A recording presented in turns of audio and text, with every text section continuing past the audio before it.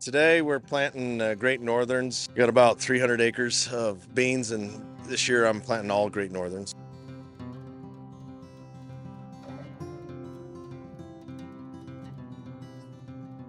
We've been planting some variety trials and some plots today, so that's exciting to have those in so early. Sometimes we have some delays and things to get that done because it's kind of a tedious task for the producers to do, and we really appreciate their cooperation doing those things because it probably takes 2 to 3 times the amount of time to plant the acres of a plot that it does just planting a normal field. So that's a challenge, but we can get some really great data from an actual field scale test that way.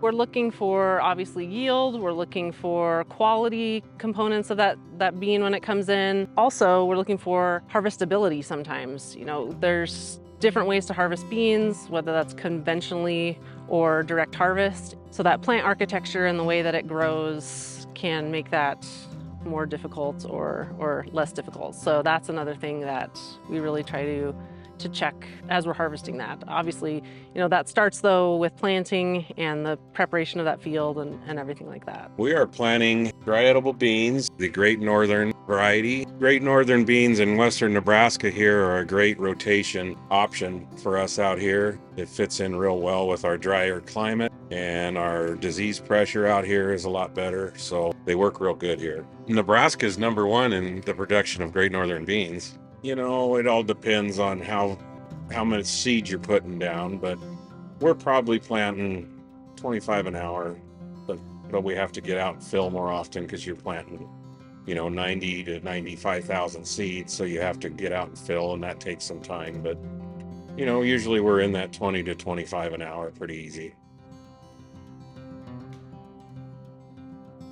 It's a partnership, most definitely, year-round. We have 6 or 7 originators that also spend the summers out in the fields looking for disease, looking for opportunities, looking for, you know, hopefully not problems, but if so, make the busy farmers aware of potential issue that might be happening in the field. They're both busy for me. We farm about 850 acres, and then we have a couple hundred custom, and so I do everything myself mostly. So I mean, it's pretty busy both times. Harvest, you at least have a little help. Beans, you generally don't, but they're both fairly busy. I would say that I couldn't pick one over the other.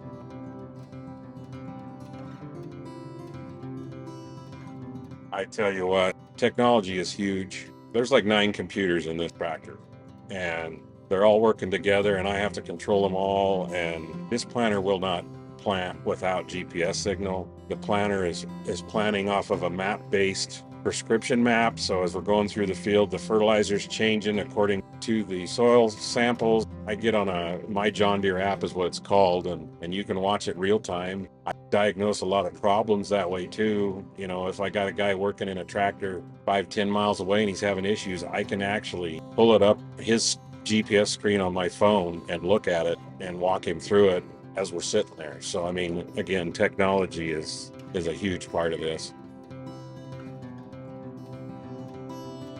The biggest thing I would have to say is a lot of people have the view of farmers make all kinds of money just because of the equipment that we drive, and it's not like that at all. It is absolutely not like that. Most years we spend more than we make, and it costs a lot of money in order to do what we're doing and to feed the world. And so you got to have this kind of stuff, the equipment, in order to get by. I'm not fancy by any means. My equipment's pretty basic, but if you don't have that, you're not going to be able to farm like we do. And the requirements that they're putting on farmers anymore these days in order to produce the amount that we have to produce is getting harder and harder. Favorite bean? And I have to say I'm not a huge fan of beans, eating them. But if I had to pick, it'd be a pinot, just because I do eat refried beans occasionally. They love them. My family loves them. My littlest, she makes up for me. She eats a lot of beans. She loves beans. Mom loves beans, so they make up for what the oldest and I don't eat.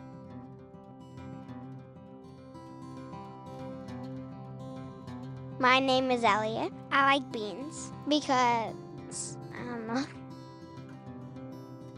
I like running in the tractor with my dad because it's so cool. The only thing I could say is get involved. Whether you're a farmer or not, get involved with agriculture. It's got to be one of the greatest lifestyles out there. It's hard work, but it's one of the most rewarding. Get involved and eat more beans so people like me don't have to eat them.